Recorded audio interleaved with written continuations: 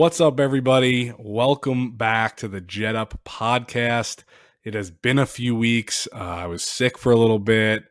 Then I was traveling out to Arizona, so haven't had a chance to get an episode out for the last couple weeks. A lot has happened since our last episode, and we're going to cover today.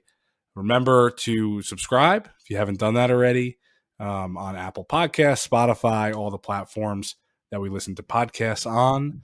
And then we're also on YouTube now. So this video is going to be on YouTube as well as audio. So go check us out at the Roster Up Media YouTube channel and subscribe there if you want to see my beautiful face and all my guests' beautiful faces.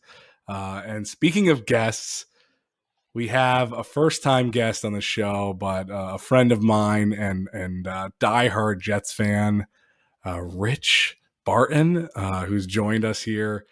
He's a diehard. He lives in Queens, he's like a true Jet fan. And Rich, how are you doing tonight, my man? I'm doing good. Just finished celebrating Halloween. I think the scariest costume was Zach Wilson. So, Oh man, we're gonna get into the Zach stuff. But before we jump into all that, why don't you tell everybody who's listening and watching a little bit about how you came to be a Jets fan, and then sort of your recent experience with the Jets and all that. yeah, man, it was a fun journey. I mean, growing up, I guess my first football game ever was Curtis Martin's last football game, right? So just going to the stadium, just seeing that vibe, it was real fun. Just everyone cheering in the crowd in the section where I was making paper airplanes, this and that, or trying to see who's can go farther, right? But yeah, ever since that moment, it was just kind of like, yeah, this is home, this sea of green. Um, yeah, so brought myself all the way through college. I got a gift from my parents, a very nice gift of the possibility of being a season ticket holder for about 6 years. All right. So, you know, going through that process with Rex Ryan and Todd Bowles, it got a little tiring. So between that, getting married, I had to pump the brakes a little bit. Can't spend that money anymore. So Yep. now I'm just the casual the couch watcher. So The couch that's it. watcher who texts me and says, "I don't know if I can leave this on anymore." It's making you too upset. Just last game. Yeah, it's been good this season, except I think last game created probably the most turmoil because I think the most important position on our team left with a lot of doubt in the fans' minds, and that was, I think, hard for all of us. Yeah. Well, anyway, appreciate you joining us, Rich. We're going to have a good conversation, I'm sure. But first, before we jump into our recap of last week against the Patriots, a few things have happened since our last show. Obviously, negative things, the Brees injury, the AVT injury, both of them out for the season. Really tough because I don't know about you, but I feel like they are the reason we probably went on a 4-game winning streak. Well, Yeah. absolutely. Brees Hall, he's the home run hitter, right? He can just make or break anything, really. He can make something out of nothing. He was the reason why, we were able to get up so much. Right. I mean, we were playing with a lead most of those games, and it's because Brees got going real early, scored some early touchdowns, or at least got us down to the red zone where we punched it in. And it's just like last week, it felt like we just didn't have it in the run game. So we'll talk more about that. But he was a big loss, obviously. He's becoming a real fan favorite. And then AVT, who I've been talking about on the show as like my potential season MVP, just playing 4 positions on the line in his 2-year career, and just not just playing them, but dominating them. Really hard to lose him for the year. I do think our O-line depth's okay, but it's that's an all-pro type player there as well. So, I mean, that one hurt me too. Mm, absolutely. Yeah. So, I mean, obviously we are feeling for those guys. We hope they get better soon. Obviously won't be till next season, but hopefully before the start of the season. And as I kind of said on Twitter, I'm like, man, next year, Brees coming back, AVT coming back, hopefully Mekhi Becton coming back, getting 3 real high caliber stars back on this roster to start next season. But it's this season, so we have to continue to play. We're not even halfway through the games yet.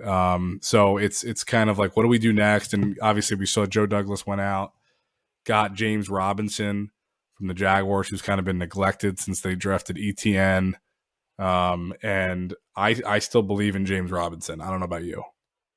Yeah, no, I mean James Robinson is not Brees Hall caliber, but he is definitely the gap filler that we need. Yeah, I think agree. No one's going to be Brees for us. Like, he's a freak athlete. And James Robinson, though, I think is with Michael Carter a good tandem. So I think it's a good compromise mid-season. And what are you going to do? But I think we need to get him more involved. He barely was in last week against the Pats, and I want to see what he can do. But definitely a player who's still young and still in his prime. So we'll see. But and then in other news, before we get to the Pats, you got to talk about it. Got to get your thoughts on this Elijah Moore drama. Haven't had a chance to talk about it on the show yet. Requested a trade. Was inactive the following week against the no, it was against The Packers, yeah. Packers. We still won the game, so it was like people were ready to kill him if we didn't win that game, because it was like, let's blame the guy who was the me first guy. Hmm. And on a 3-4 game win streak, the guy's talking about targets and how he's not getting utilized. And I want to hear your thoughts before I give mine. How do you feel about Elijah Moore at this point in time? Listen, I part of me feels for the guy. Part of me is like, how can you be so selfish on a team sport? Right? It's not baseball, right? The individual statistics don't really matter in this game. All right, it's great to have some sort of milestones, especially when it's tied to a bonus structure or something like that. But you're so young, man. Just get out there, do what they ask you of you. Just because Zach Wilson misses you on a throw or a catch gets called back, that doesn't mean you're not being utilized. Sure, he could be placed on the outside instead of the slot, right? He's probably better out there anyway. But at the end of the day, you got to put your team first. What I did like though was how the team kind of corralled around it, calling him out on it on social media, just like reporters and whatnot. It felt like the rest of the team really has that bond that I just wish more kind of came into. Yeah, I totally agree. I think it shocked a lot of people, including me. I looked at Elijah Moore as like a high character guy, somebody who was going to be a locker room leader.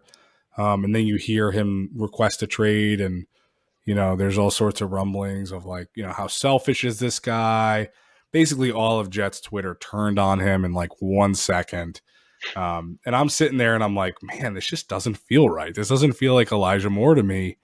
But then when you go and you look at some of the most recent games and you realize he left a game with 0 targets, left a game with like 1 target, you're like, man, I get his frustration, but I think my biggest issue is you don't ever want to create any distraction when your team is winning.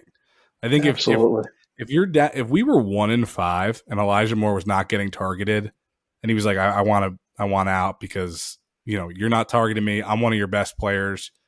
We would all be like, oh, absolutely. Like, Elijah Moore, like, why aren't we throwing to him? Like, he deserves, of course he requested a trade. But because we were on a 3-game win streak at the time, you're sitting there going, dude, stop making it about you when we're winning football games, especially with all the years we haven't been winning football games. It's like, now of all times, are this guy on our team who we look at this young talent and everybody loves is going to go and ruin his reputation.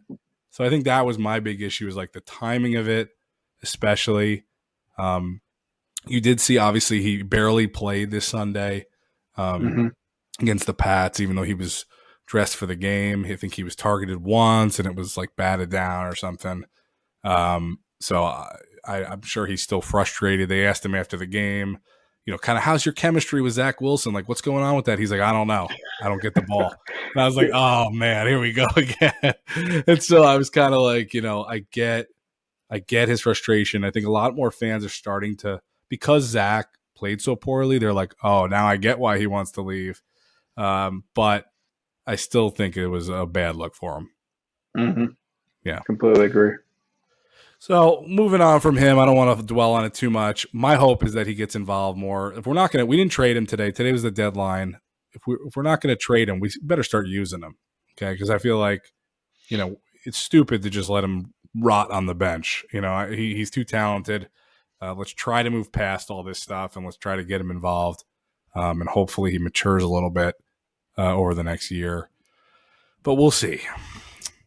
All right, moving on here. Let's talk about this past Sunday's game. So this is broke our winning streak against, of course, the Pats.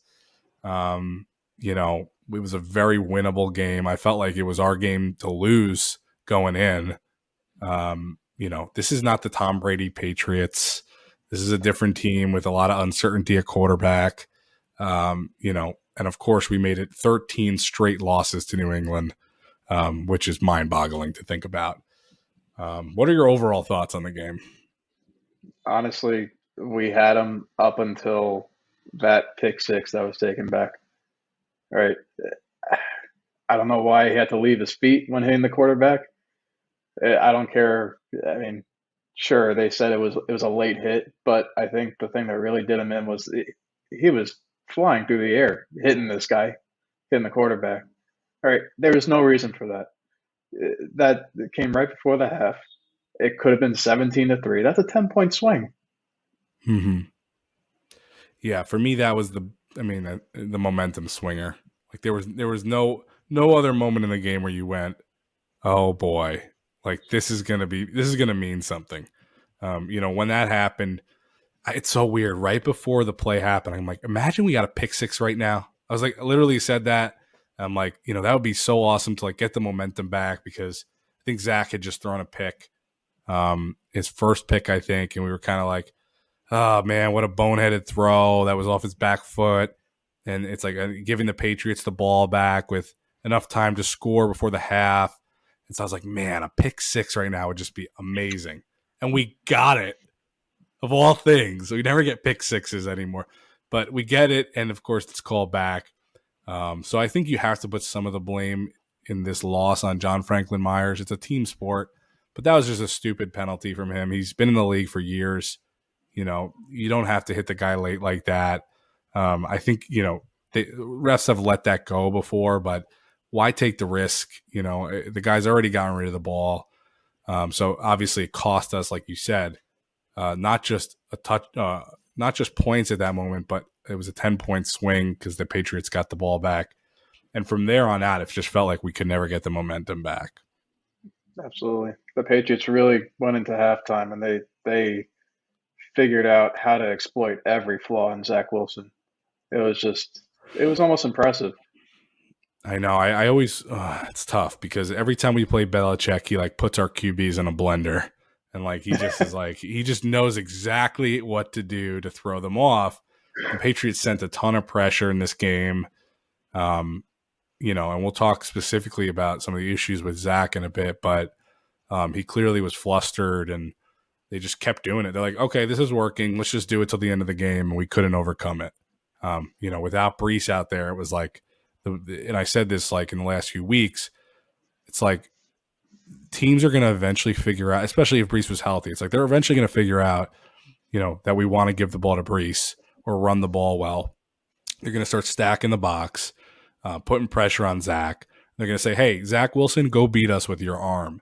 And I was concerned, and, I was like, I don't know if he can shoulder a team right now. And clearly that's what happened. And the Patriots are not an elite team right now, and he looked like he was facing an elite defense, but obviously they just had a good game plan. So it was really tough. I think he created a lot of doubt in that game around if he's the guy, and if he's going to. And there's a ton of articles now. Everyone's saying the same thing, that the Jets were winning in spite of Zach Wilson, not because of Zach Wilson. I think it's early maybe to say that. I kind of agree. Um, but I just feel like, obviously like he wasn't doing much in those wins. I think that's what they're getting at. And like in this game, it was like, all right, Zach, it's your turn. And he just didn't do well. He put up the stats, but he put them up like in garbage time. The game was already out of reach. And it just didn't look good. So um, before we get into him and some of the issues there, I'm going to talk about some game MVPs. So I always like to do this. I like to talk about who stood out for the New York Jets, and I'll give you one of mine to start, and then maybe you can, if you have any that you felt, we can talk about that. But my first one was like the obvious one, Michael Carter II. He had a pick, and then he ended up having that pick six that got called back. He's kind of been a very underrated draft pick, where I feel Hmm. like he was taken in the mid rounds. He's been overshadowed by the other guy on the team with the same name, and I just kind of feel like he hasn't been talked about at all. But obviously, the secondary is playing really well, Sauce and DJ Reed. But you don't hear much about Michael Carter the second, so I thought he played really well. Would have loved for him to get that pick six. It must have hurt him. I bet he is. I would like John Franklin Myers to buy him some dinner because he took away that pick six from him, and that's a big play. He could have won defensive player of the week with that. There's some Hmm. things that could have happened, and I'm sure he was upset about that. Absolutely. That was just he was so impressive. Just all of his pass defended. For me, it was definitely Conklin, our tight end, right? That guy, 2 touchdowns, right? It's just I haven't seen a tight end on the Jets like that. Like just being able to catch the ball, being able to get open, right? Since I don't know Keller, Keller, yeah, probably. right? He was No, just I he was agree. impressive for me. No, it was really not talked about a ton after the game, but to see a tight end like that just make plays. I mean, CJ Ozoma had a nice catch in the game too, but Conklin catching 2 touchdowns, looking like a real receiving threat. We've kind of ignored him since Joe Flacco was in. And when Flacco was playing, Conklin's stats were actually really high, and people were starting to pick him up in fantasy football. And it's like, okay, like the Jets have a legit tight end threat here that can score points.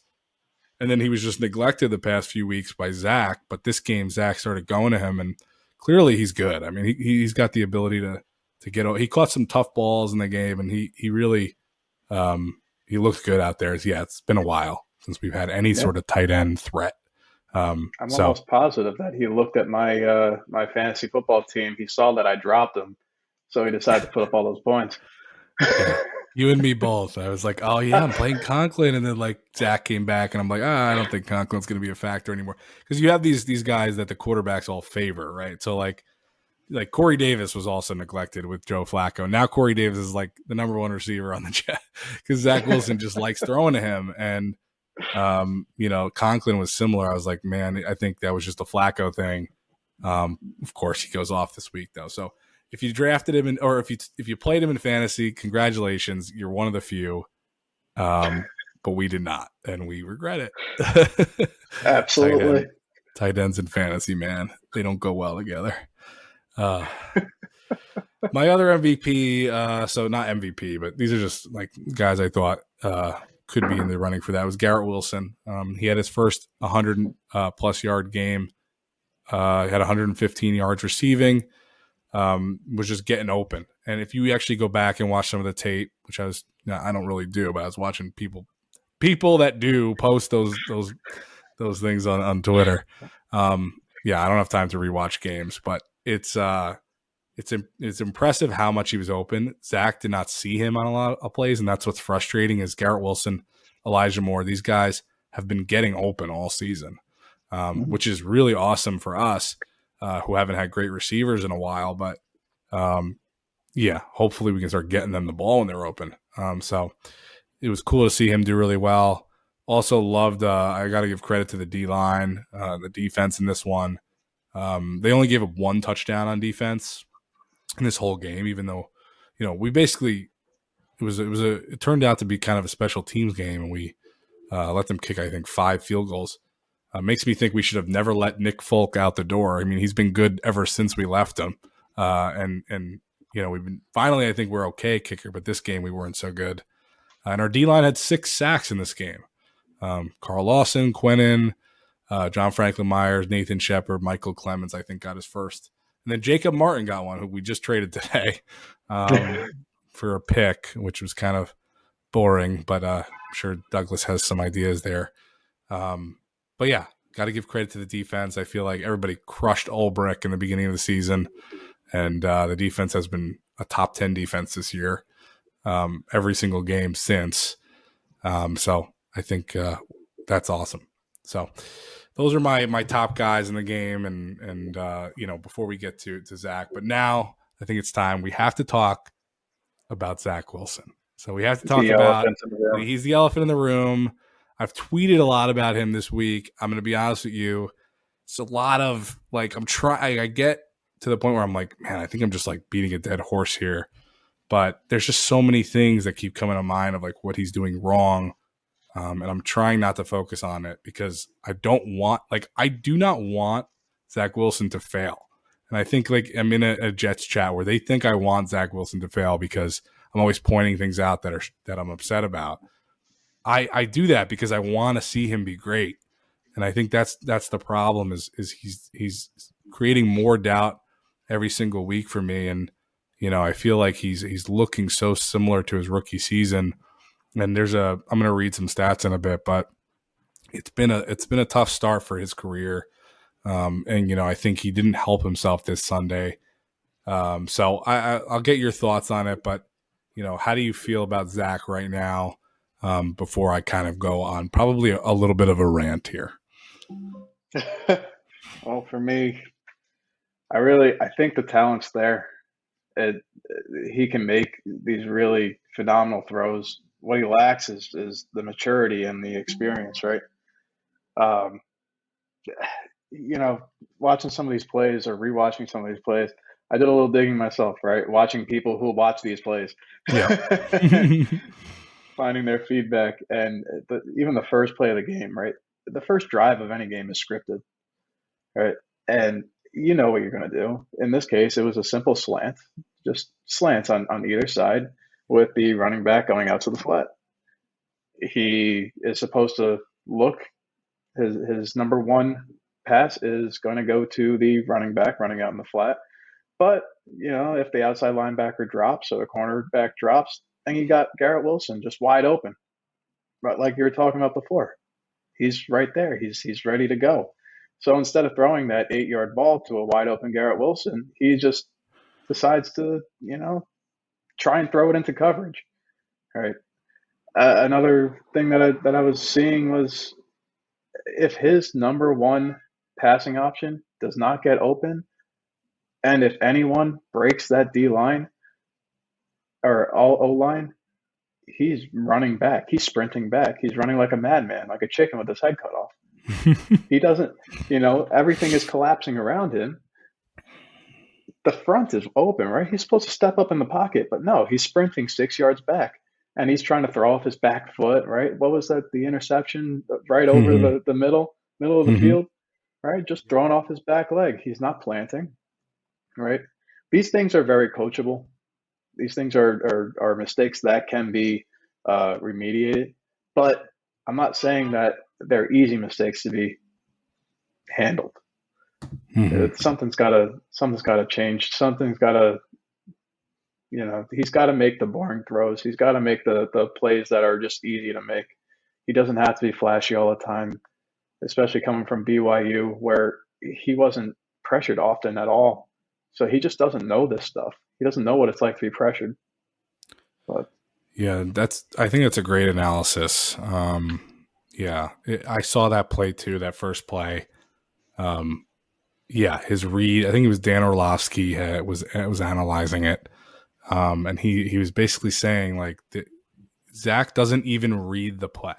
So that's the problem is it's a scripted play. You know what the first play is, you know what the read is, and he didn't even read it.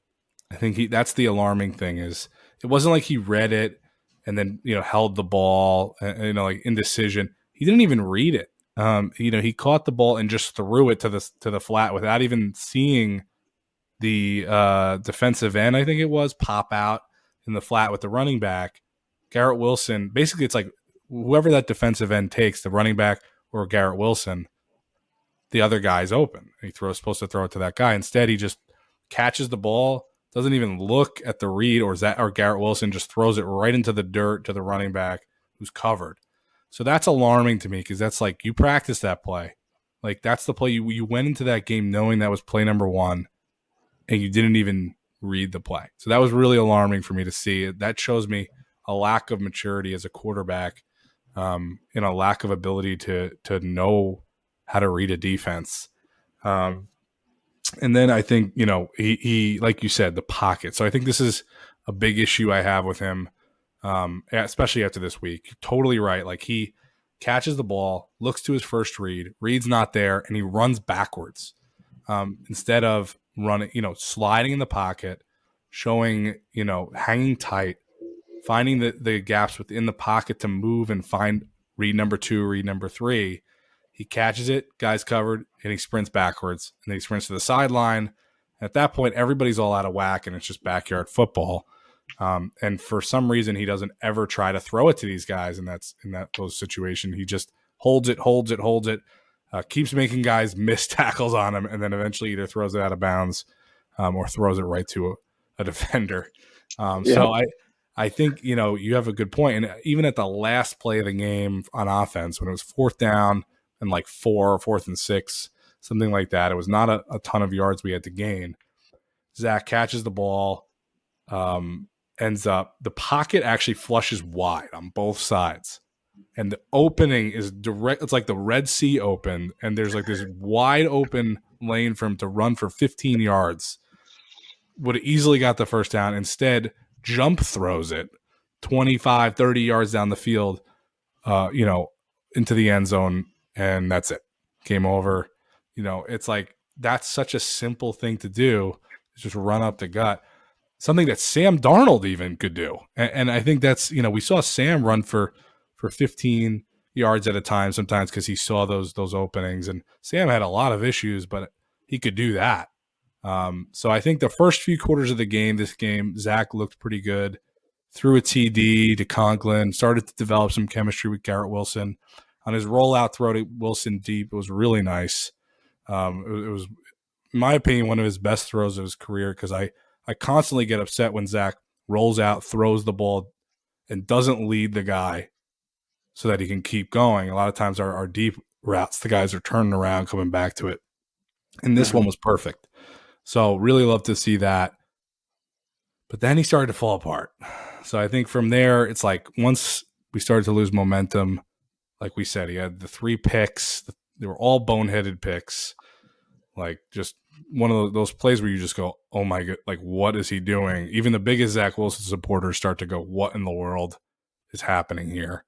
And I think a big part of this is like those extended plays are happening because he's not willing to make tight window throws. So I think a lot of his time at BYU, the guys had 5 to 10 yards of separation from these corners. He's throwing, even watch his highlight tape. These guys are just open. Like they're open by college standards. NFL, they'd be considered wide open. In the NFL, these guys it's tight windows. You gotta trust that your guy can make the play in those tight windows. And a lot of times Zach is not throwing it because he just doesn't think they're open. And in the NFL, certain guys are open even though they don't look open. So I think that's a big area for improvement for him. Like you said, he's always going backwards, not hanging tight, throwing off his back foot, and then trying to make magic happen instead of throwing the ball away. So I think that's another big one. And he's like, after the game, he's like, I'm frustrated that I don't see open guys when I roll out. I don't want to throw it out of bounds anymore. It's like, dude, I don't care what you want. That's how you have to play the game. Okay, like you can't try to make magic happen every play. Sometimes you just got to accept that there's another drive in the game. We can get the ball back, let our defense take care of it, and try to get a better situation. So I think that's some of my biggest issues for him. And then my last thing I'll say for him is sometimes I just feel like the game feels too big for him. He panics a lot. He doesn't trust his guys. he just doesn't have composure in a lot of these moments. He's just after it, once the play is beyond 2.5 seconds. I was reading for him, he has like the worst passer rating in the league. Anything before that time, he is like one of the best. So it's like those first couple seconds when his first guy's open, he plays great football, but after that, plays the worst football. So it's kind of like he loses his composure, he panics, and makes bad decisions. So for me, those are the real areas where I'd like to see him improve. And I want to read you some stats, and I want to just get your thoughts. So these were alarming to me. So this is what I'm talking about. Sort of basically, and the reason I bring this up is basically everybody in college, when he was getting drafted out of college, was talking about how, oh, he's great like off script. He's great like when he's rolling out, when he's doing these things outside the pocket. He's not a pocket passer. He's the guy that's going to be outside the pocket making amazing athletic plays. So this is from Jets X Factor, which I tweeted today, but passes thrown outside the tackle box for Zach Wilson, 6 for 31 for 140 yards and 2 interceptions, no touchdowns. Passes thrown while moving at 8 miles an hour. So basically anytime he's like running and throwing, 7 for 25 for 143 yards and an interception, no touchdowns. Passes on designed rollouts, 4 for 11, 70 yards, no touchdowns, and an interception. Passes while scrambling, 3 for 24 for 85 yards and 2 interceptions, no touchdowns. And passes that take more than 2.5 seconds, 38 for 90 for 683 yards, 2 touchdowns, and 4 interceptions.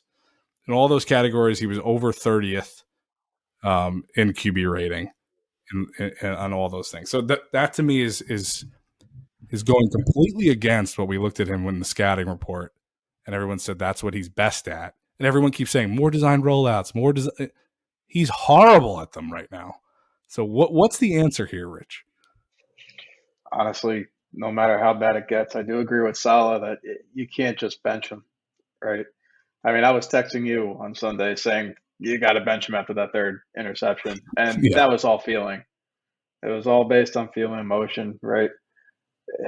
It doesn't make sense, right? As bad as he played, he's still the best option, right? I mean, take a look at Denver. They signed Russell Wilson, and he made a name for himself, right? He's not doing anything for him, right? Mm-hmm. Sure, he's a little injured here and there, but he's supposed to be a game manager, not just some guy who throws the ball, right? He's making those same boneheaded moves that you see Zach Wilson doing. So if I were a betting man, I would be consistently trying to develop a younger quarterback in hopes that we can nail a target, right? A nail quarterback. It's it's a hard truth that I have to accept, especially after last game. But yeah, I don't know what the answer is per se, except he's got to he's got to mature. He's got to he can't be all about making the magic. He's got to flip that mentality. You can't consider trying to make flashy plays every single play. Yeah. You got to do what's best for the team. No, I agree. I think I go back and forth because I think I'm just tired. I'm tired of our quarterbacks not being good. And I think a lot of people are. And I think that's why a lot of Jets fans just defend him. They provide a lot of excuses for him because we just don't want to believe that we might not have the quarterback again. And so I think I understand that sentiment.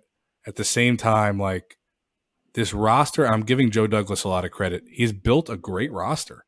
This Jets roster is the best roster we've had in a long time. They are really competitive at all aspects of the game, the defense, the run game. The real issue has been quarterback. And a lot of people have been saying, oh, well, be careful. Like Zach has so much pressure, the O-line. Man, you know how many times we've heard the O-line the past like decade? It's like always the excuse we give these guys. But I think there's this ignorance of the fact that the Jets are not the only team that struggles with O-line. There's a lot of teams, like more than half the league has trouble with pressure. Like they Hmm. have every quarterback in this league has to deal with pressure. And Zach Wilson's no different than most of the quarterbacks in this league in that regard. The key, I think, is do you trust that your guys are going to get open, that you're going to be able to move within that pocket, step into your throws? Not something I've seen from him. So I think pressure is not a good excuse for some of these panic throws that he makes. At the same time, I agree with you. He has talent. He has the arm strength. But to me, the things that differentiate somebody who lasts in this league at this position and those who don't is consistency. It's like the guys that can go in every week and you go that you know what you're getting out of them. With Zach, it's like I feel like I'm holding my breath every single play because I don't know what he's going to do. And I think that's where I run into some issue. And I hope that changes. I'm not giving up on him. I'm not saying it's over with Zach, but it certainly feels more negative than positive at this point for his career compared to Sam Darnold, compared to Geno Smith, compared to Mark Sanchez in their first 18 games. They all posted better stats. They all posted a better QB rating. And those guys ended up not working out. So I think that's where I go, oh no, Zach's even worse than them. So I don't want to believe that. I think he has more arm talent maybe than any of those guys. But if it's like Geno Smith, maybe we just have to wait 10 years. I don't know. He's playing pretty good football right now. So I hope not. But, I think everyone calling for Mike White, everyone calling for Joe Flacco, like, I don't think those guys are going to do much better, or they might do worse, honestly. I think my question is, can we be that stubborn? If this team is actually that good of a roster and Zach keeps holding them back every game, do we go, let's just put another guy in there just to see what we've got here? Like, can Mike White go in there and maybe just dump the ball off more and be more confident than Zach? Maybe not more talented, but will he get rid of the ball? Will he read the defense a little bit better because he's a little bit more of that kind of guy? I don't know. What do you think? I mean, I don't think those guys are better than Zach Wilson, but my question is, do you say we're putting our feet in the ground and we're never going to remove Zach no matter what he does, even if the rest of our team is doing really well? Hmm. That is the question. That's the big one. I don't think that putting in Flacco is going to do anything. Just in terms of the immediate future of our team, it's just if he does well, he might as well retire next season, and then we're back to square one, Mm-hmm. right? There's no development coming out of either Mike White or Zach Wilson at that point. Now, Mike White, you're able to make a little bit of an argument for, specifically him beating the Bengals like he did last year, right? Last Halloween. That was one of the best recent memories of being a Jets fan, right? Other than Joe Flacco's Browns game.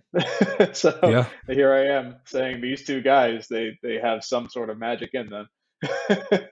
No, But I that was a fun one with Mike White, but I think he played more, and it was like, maybe that was just a flash in the pan, and I don't think Mike White's the future of this team. That's for sure. I think my question though is, like, how stubborn are we if the rest of the team is good? Like, we think there's actually people talking about the Jets getting the wild card this year, which I don't think a lot of people expected. Um, you know, and my question is, if we really have a chance to make the playoffs, and we feel like a change at quarterback just helps us like get to the playoffs this year. Just I don't think we're winning a Super Bowl, but I might, mhm. with any quarterback on this roster right now this year. Um, so my question is, like, just for the sake of competing, I guess, like, do we just mix it up if Zach continues to struggle? If Zach plays good game management football, then I don't think you do anything. But I think that's my question. And, I get the hesitation because people want to evaluate Zach. But if Zach goes this entire year, I guess this is a question I posed to somebody on Twitter, was like, if Zach goes this entire year, ends up not being the guy, like, what do we do next year? Like, do we then just look at it like the roster's good? Do we go, okay, well, let's it's do we just continue to try to evaluate quarterbacks, or do we try to compete for a playoff spot? I think if Zach, that's what I'm trying to say is like if we keep Zach in all Yeah. year, it's clearly because we try to evaluate him. Whereas like I think the goal of a team at this point where we're actually competing in a lot of positions is go win football games. So I understand the hesitation to try to bail on Zach because he was such a high pick and everything. But at some point, you got to just have your goals to win football games, not just evaluate players. I think that's So where I'm at. what would you think about this if we have our bye week coming in 2 weeks, right? After the Bills game, we go into the bye week. If he doesn't show any improvement next week against the Bills, which is a very formidable defense, maybe that's when you shake it up with Mike White. Maybe that's when you go against the Patriots in Foxborough and say, okay, Mike White has had 2 weeks to prepare for this moment. Let's see what he has. Yeah, I hear you. I think the Bills game is tough because it's the Bills. They're my opinion. They're my Super Bowl favorites. They're I think the best team in football this year. Um, I I feel like it's hard to use that game as the Zach Wilson hinge game. Like, is this a game that if he plays good, he continues. If he doesn't play good, he's out. I don't know that that's the best game to use because I feel like the Bills are going to make most quarterbacks look pretty bad. So I almost am like, okay, like he's played the Patriots once. Let's see him again against the same defense, you know, in Foxborough. Can he learn from his mistakes in that game? No matter what he does in the Bills game, can we give him a shot in that game against the Pats? Can he learn from his mistakes, show that he's grown, show that he'll make better reads, and do what he needs to do to give us, because we should win that game. We absolutely should. That then if he doesn't, I think at that point you go, okay. Like if he looks just as bad as he did this past week against the same defense 2 weeks later, I'm almost like, I've seen enough. Like I'm at the point where, let's try something else because the rest of this roster is good enough to win football games. So I think that's where I'm at. Does that make sense? Yeah, I like that better. So, Zach Wilson, if you're listening, we're giving you 3 weeks. You got 3 weeks, kid. Don't screw it up. No, I mean Salah said today he's not pulling Zach at all, regardless of anything other than injury. So I just don't like making those types of claims. I know he's trying to support his guy. I just think at the end of the day, you're the coach of the team, not the coach of just Zach Wilson. You have to win football games. So I think that's where I don't love that statement, but I get it. The Jets are 5. We'll talk about the Bills now, I guess, because that's coming up. Obviously, it's a game I've not been looking forward to. But No, the I'm going Jets. to it. Oh gosh, that's obviously home, right? That's a home game. Yeah, that's a Yeah, home game. yeah. So I mean, God bless you, Rich.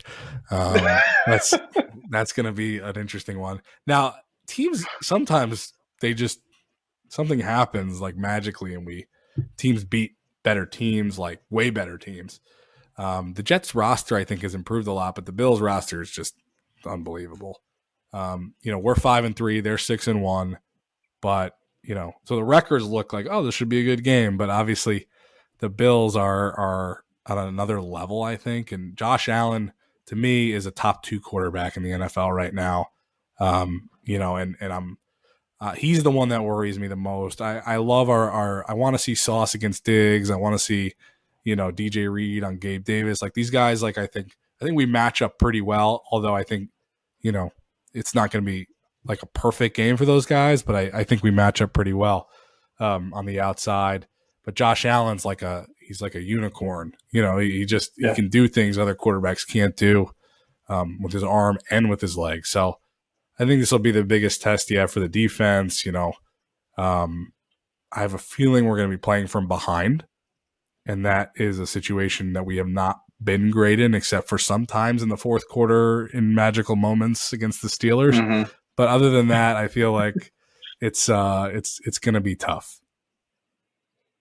yeah. I mean, if we lock down the wide receivers, if we lock down the just running backs in general, it's going to be Josh Allen with his legs. He's he's got the ability to see the field, go through his reads, and if nothing is there, he could turn on the Jets. Right? He's look. I got him in fantasy, so You can't lose this week. I can't lose this week. It'll be fun. I'm excited to see this Bills team live. It's just they have something special going on. So as diehard of a Jets fan as I am, it's nice to recognize something else going on. That's something special brewing.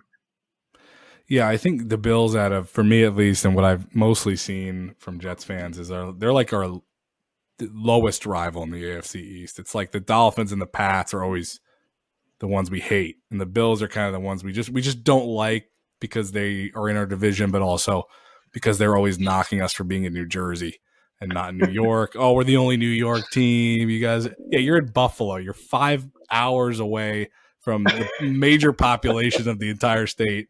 We're 20 minutes from there. I mean, I understand why they say it, but it's just dumb. So anyway, it's they basically play in cornfields up there, and it's a different world. But I agree. I think they're really fun to watch. I don't want to watch them beat up on the Jets, so I hope we keep it close. But they're 12.5-point favorites in this, which is I think our biggest, line differentiator that I've seen this year. So it has the potential to be bad, but I think our defense, my thing is like, can we keep our defense off the field? I think Zach would love to see him have some extended drives, and I don't want to just watch our defense try to stop Josh Allen for 75% of this game. I want to see our offense stay on the field a little bit, get something going, even if it leads to field goals. Let's move the ball down the field and eat some clock. Let's get the run game going. I think that's going to be big. We have to get it going. We got to get James Robinson going and involved in the offense. Mike Carter. Do I think the Jets can win this game? I think it's unlikely, but possible. I think we kind of picked the wrong time to lose last week against the team that we should have beaten because this one is going to be really tough, and then we go into the bye.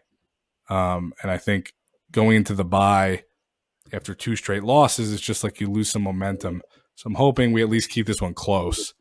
But like I said, I think it's going to be tough having a 2-game losing streak if going into the bye, if that's what happens. So I think, we have to get the run game going, like I said, because I think if we try to put this game on Zach's shoulders, it's going to be even worse. I don't want to see that. So what do you kind of think is, other than the run game, I think, is it for you just like stopping Josh Allen's legs? What do you see as like a key to keeping this one close? Listen, I mean, you nailed it, right? In seasons past, I've always gotten so frustrated just seeing our offense go 3 and out almost every drive, and then our defense is like they're in there for like 10 plays at a time, right? They get tired. Yeah. Right. If you keep one side of the field or one side of the team on the field, you're going to get tired. So for me, it's about those things. It's about getting these players, this offense rolling.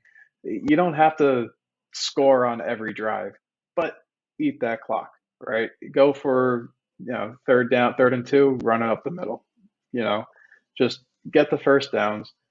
Just, you don't have to throw it on every play. You don't have to make magic, right? And please, if you're going to throw it out of bounds, throw it toward the fans. Yeah, knock someone's hot dog out of their hands. Like, come on. Don't leave it close. Yeah, I totally agree. I think, this is one of those games where you look at it and you go, okay, our chances of winning are low. Doesn't mean we can't do it, but do what we can to at least keep it close, to at least keep our defense fresh. I think on the offensive side of the ball, make it easy, man. Like, make it easy for Zach. Like, he's still early in his career. Like make sure he understands that those easy reads are easy reads. Like, set those up early, get them going, get the ball to Garrett Wilson and Elijah Moore in space in the middle of the field where they can make plays after the catch. We don't have to throw the ball 20 yards every play. I think that's what I'm seeing from Zach is he's looking so far downfield every play. Like, dude, just take the 5-yard pass. Like throw a slant. Can we throw a slant this season? I don't know, but I'm waiting for us to throw one. Throw a slant, throw it to your running backs. Like just keep the ball moving. Like don't stop worrying about throwing it down the field. You know, and I think we'll be okay. And then, like you said, contain Josh Allen's legs. But what we're going to throw it to you. What's your score prediction for this game? It's a 12.5-point line. But what do you think? What do you think it's going to end up at? Oh man, the hopeful in me, about 27-18 Bills. That's good. I had a little less optimistic, but similar 28-10. I think I was like going 28-14, 28-17, somewhere in there. And then I started thinking, man, I just don't know. I don't know if this offense is going to get going. But I'm hoping they will. I could definitely see us getting 17 on the board.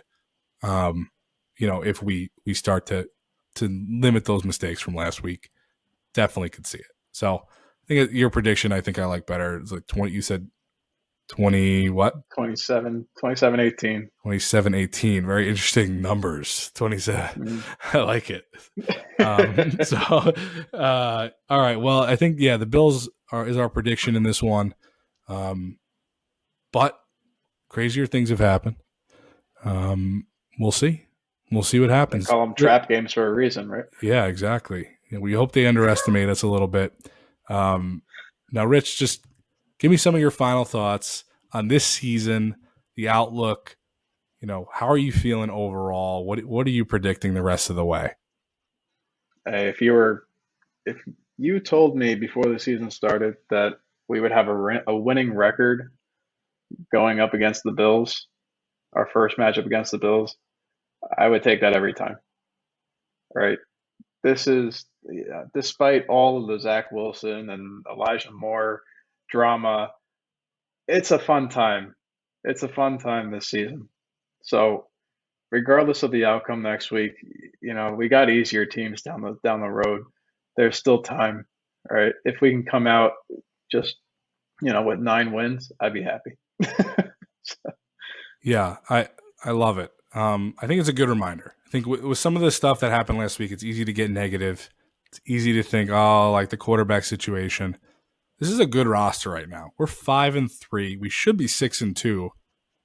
We play the Bears after the Pats. Like the Lions are in there, the Jags are in there. These are winnable games. Like I really think we can like get like 8-9 wins, make the wild card still.